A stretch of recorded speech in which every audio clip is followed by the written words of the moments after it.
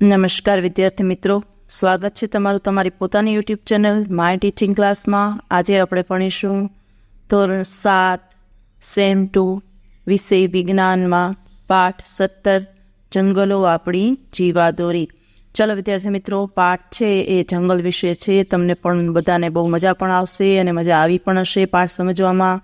મારી સાથે સ્વાધ્યાયપોથી સરસ અક્ષરે પૂરતા જાઓ એવી તમને બધાને શુભેચ્છા। ચાલુ કરીશું વિદ્યાર્થી મિત્રો। પ્રશ્ન નંબર 1 છે, આપેલો વિકલ્પમાંથી સાચો વિકલ્પ શોધી તેનો ક્રમ અક્ષર સામે ચોરસમાં લખો। ચાલો, પેલું કયું જંગલી પ્રાણી છે? તેમાં આવશે બી રીંછ। બીજું, નીચેના પૈકી કઈ વન્ય પેદાશ નથી? તો એમાં આવશે ડી પ્લાસ્ટિક। ત્રીજું, જે સૂક્ષ્મજીવો મૃત વનસ્પતિ અને પ્રાણીઓને કાળા સેન્દ્રિય પદાર્થોમાં ફેરવે છે તેને શું કહે છે? તેમાં આવશે બી વિઘટકો। ચોથું, ભારતમાં કુલ ક્ષેત્રના કેટલા ટકા વિસ્તાર જંગલો છે? તેમાં આવશે સી 21%। પાંચમું, નીચેનામાંથી કઈ પ્રાણી જ પેદાશ છે? તેમાં આવશે ડી મધ। છઠ્ઠું, નીચે આપેલામાંથી કઈ જંગલની પેદાશ નથી? તો એમાં આવશે ડી કેરોસીન। સાતમું, નીચેલા આપેલામાંથી કયું વિધાન સાચું નથી? તો એમાં આવશે બી વનસ્પતિ અને પ્રાણીઓ જંગલમાં એકબીજા પર આધારિત નથી। આઠમું, સૂક્ષ્મજીવો મૃત વનસ્પતિ પર પ્રક્રિયા કરે છે તેને શું કહે છે? તો કે ફૂગ। એમાં આવશે બી।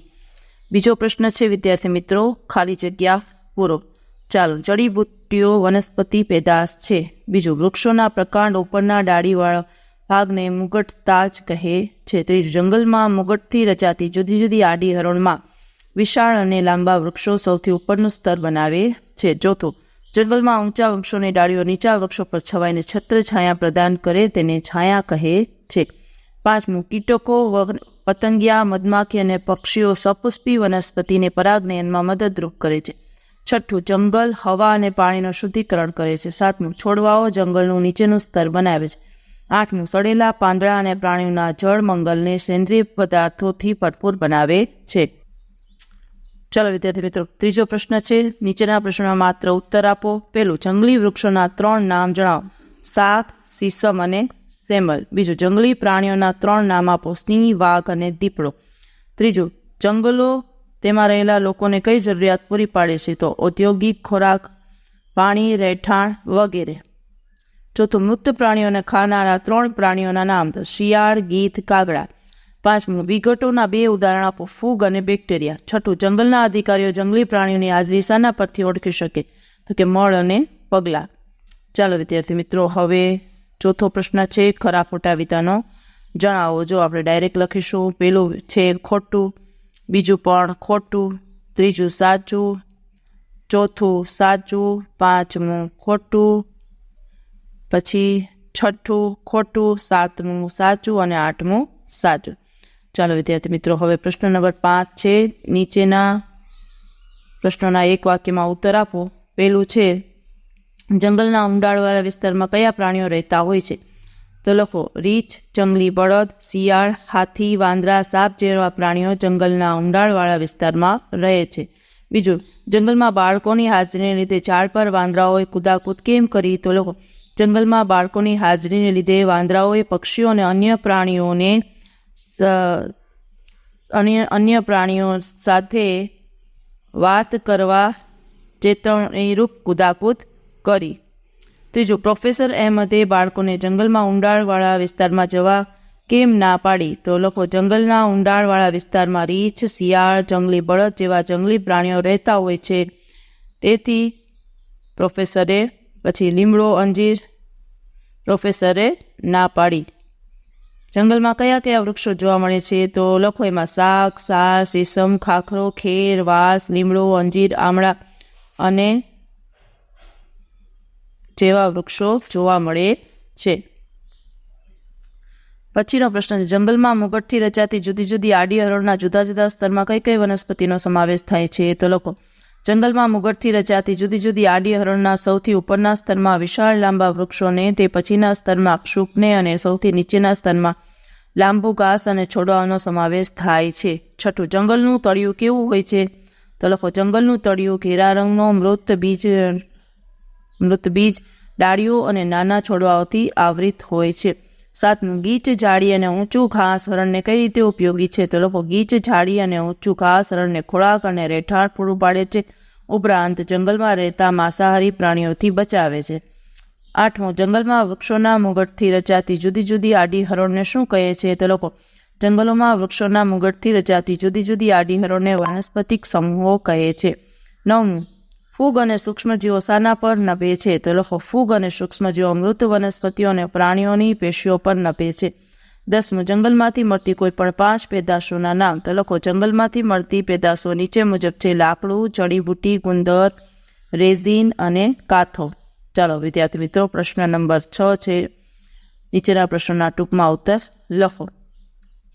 પેલું, જંગલની વનસ્પતિઓ વિશે ટૂંકમાં માહિતી આપો. લખો. જંગલમાં સાલ, સાગ, સીસમ, સેસમ, સેમલ જેવા ઊંચા અને જંગલી વૃક્ષો હોય છે. તો લીમડો, ખેર, વાંસ જેવા વૃક્ષો પણ હોય છે. આ ઉપરાંત ક્ષુપ, છોડવા અને ઘાસ પણ જોવા મળે છે. વૃક્ષો ઉપર વેલાઓ વીંટળાયેલા હોય છે. જંગલમાં વૃક્ષો નજીક હોવાથી સૂર્યપ્રકાશ પણ આછો પાતળો દેખાય છે. બીજું, જંગલમાં આટલી બધી વનસ્પતિઓ કેવી રીતે ઉગી હશે? જવાબ લખો. કુદરતમાં વૃક્ષો પૂરતા પ્રમાણમાં બીજ પણ ઉત્પન્ન કરે છે. જંગલોની ભૂમિ તેમને અંકુરિત થવા અને છોડવામાં રૂપાંતરિત થવા માટેની સાનુકૂળતા પૂરી પાડે છે. છોડ વૃક્ષ પામી વૃક્ષ બને છે, વૃત્તિ પામી વૃક્ષ બને છે. જંગલોમાં પડતો વરસાદ વનસ્પતિ પાણીની જરૂરિયાત પૂરી કરે છે.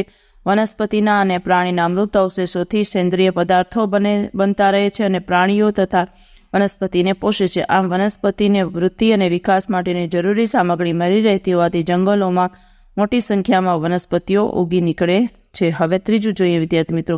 આહાર શૃંખલા એટલે શું? એક ઉદાહરણ આપી સમજાવો. લોકો વનસ્પતિઓને તૃણાહારી સજીવો ખોરાક તરીકે ઉપયોગમાં લે છે. તૃણાહારીઓને માંસાહારીઓ અને માંસાહારીઓને ઉચ્ચ માંસાહારીઓ ખોરાક તરીકે ઉપયોગમાં લે છે.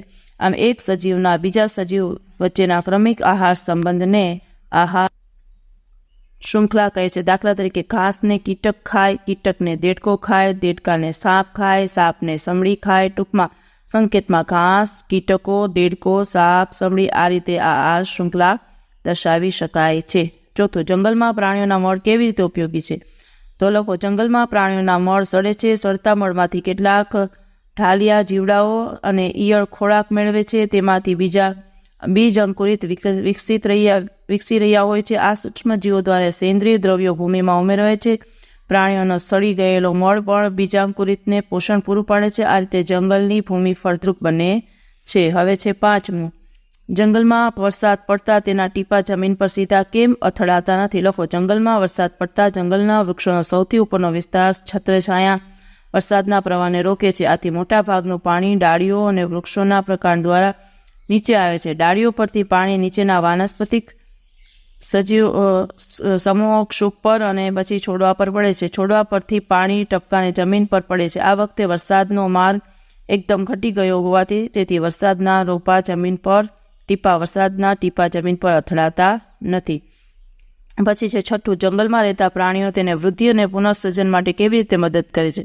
લખો. જંગલમાં રહેતા પ્રાણીઓ જંગલની વનસ્પતિ પર સીધી કે આડકતરી રીતે આધાર રાખે છે. તેઓ પોષણ મેળવે છે અને ઔષધ દ્રવ્યો બહાર કાઢે છે જે વનસ્પતિને પોષક દ્રવ્યો પૂરા પાડે છે. આ પોષક દ્રવ્યો દ્વારા જંગલની વનસ્પતિની વૃદ્ધિ થાય છે. વળી પ્રાણીઓ વનસ્પતિના પરાગનયનમાં અને બીજ વિકિરણમાં મદદ કરે છે. આથી વનસ્પતિઓ નવી ઉગતી રહે છે, વૃદ્ધિ પામે છે અને પુનઃસર્જન પામે છે. આમ જંગલમાં રહેતા પ્રાણીઓ તેને વૃદ્ધિ અને પુનઃસર્જનમાં મદદ કરે છે. ચાલો 7મું જો વિદ્યાર્થી મિત્રો. જંગલો પૂરને કેવી રીતે રોકે છે સમજાવો. તો લખો. જંગલોમાં વૃક્ષો મોટી સંખ્યામાં પાસે આવેલા હોય છે. વૃક્ષોના મૂળ જમીનને જકડી રાખે છે. આથી જમીનનું ધોવાણ ખૂબ જ ઓછું થાય છે. વૃક્ષો પવન અને વરસાદનો માર ઝીલી શકે છે. વળી જંગલો વરસાદી પાણીના કુદરતી શોષકો છે. આથી વરસાદી પાણી જમીનમાં ઉતરે છે. જંગલોમાં જમીન પર સડેલા પાંદડા અને મૃત અવશેષો પાણીના પ્રવાહને રોકે છે. પરિણામે પાણીના પ્રવાહનું નિયંત્રણ થાય છે. આમ બધો જ વરસાદ વહી જતો નથી અને પૂર આવે તેવી પરિસ્થિતિ ઊભી થતી નથી. આમ જંગલો પૂરને અટકાવવાનું કાર્ય કરે છે. 8મું, વિઘટકો શું છે? કોઈ પણ બેના નામ આપો. તેઓને જંગલોમાં શું ફાળો છે? જવાબ લખો. જમીનમાં રહેલા કેટલાક સૂક્ષ્મ જીવો જટિલ કાર્બનિક દ્રવ્યોનું સરળ સ્વરૂપમાં વિઘટન કરે છે. આવા વિઘટન કરતા સૂક્ષ્મ જીવોને વિઘટકો કહે છે. કેટલીક ફૂગ અને બેક્ટેરિયા વિઘટકો તરીકેની ભૂમિકા ભજવે છે. પૃથ્વી પર જેઓ મૃત સજીવો તથા વનસ્પતિના ખરી ગયેલા પાંદડા અને અવશેષો સડે છે ત્યારે વિઘટકો તેમનામાં રહેલા જટિલ કાર્બનિક દ્રવ્યોનું સરળ કાર્બનિક દ્રવ્યોમાં વિઘટન કરે છે. આ પદાર્થો જમીનમાં ભળી સેન્દ્રિય પદાર્થોમાં ફેરવાય છે. વનસ્પતિને પોષક તત્વો તરીકેનો ઉપયોગી કોઈ વનસ્પતિના મૂળ વાટે શોષાય છે. આ રીતે સૂક્ષ્મજીવો જંગલમાં ખૂબ જ મહત્વનો ભાગ ભજવે છે. પછીનું છે 9મો. વિદ્યાર્થી મિત્રો જુઓ 9મું, વાતાવરણમાં ઓક્સિજન અને કાર્બન ડાયોક્સાઇડના સંતુલનમાં જંગલોનો ફાળો લખો. જંગલોમાં વૃક્ષો મોટી સંખ્યામાં હોય છે. વૃક્ષો દિવસે પ્રકાશ સંશ્લેષણ દ્વારા વાતાવરણમાંના કાર્બન ડાયોક્સાઇડનો ઉપયોગ કરી ખોરાક બનાવે છે અને ઓક્સિજન વાયુ વાતાવરણમાં મુક્ત કરે છે. પ્રાણીઓ શ્વસનમાં ઓક્સિજન વાયુ લઈ કાર્બન ડાયોક્સાઇડ વાયુ મુક્ત કરે છે. આમ જંગલોમાં વનસ્પતિની પ્રકાશ સંશ્લેષણની ક્રિયા અને પ્રાણીઓને શ્વસનની ક્રિયા દ્વારા થતા વાતાવરણમાં ઓક્સિજન અને કાર્બન ડાયોક્સાઇડનું પ્રમાણ જળવાઈ રહેતું હોવાથી સંતુલન સ્થપાય છે. હવે 10મું, જંગલોમાં કંઈ પણ નકામું નથી. સમજાવો. જવાબ લખો. જંગલોમાં પ્રાણીઓ મૃત્યુ પામે ત્યારે ગીધ, કાગડા, શિયાળ વગેરે જેવા પ્રાણીઓ મૃતદેહના ભાગો છૂટા કરીને ખાઈ જાય છે. વધેલા ભાગો છેવટે સૂક્ષ્મજીવો અને જીવજંતુઓ સાફ કરી જાય છે. જંગલમાં વનસ્પતિના ખરી પડેલા પાંદડા અને અન્ય ભાગો પણ સેન્દ્રિય પદાર્થોમાં ફેરવાય પોષક તત્વોનો ના રૂપમાં વનસ્પતિનો ઉપયોગમાં આવે છે. આમ જંગલોમાં કોઈ પણ વસ્તુ નકામી પડી રહેતી નથી, પરંતુ કોઈને કોઈ રીતે ઉપયોગી બને છે. તેથી કહી શકાય કે જંગલમાં કાંઈ પણ નકામું જતું નથી. હવે 11મો પ્રશ્ન, જંગલમાં વિવિધ વનસ્પતિ અને પ્રાણીઓ શા માટે જરૂરી છે? સમજાવો. તો વનસ્પતિની વિવિધ જાતિઓનો વિકસાવવાથી જંગલો તૃણાહારીઓને ખોરાક અને રહેઠાણની બહોળી તકો પૂરી પડે છે. આથી તૃણાહારીઓની સંખ્યા વધે છે. તૃણાહારીઓની સંખ્યા વધતા માંસાહારી પ્રાણીઓ માટે ખોરાક પૂરતો મળી રહે છે.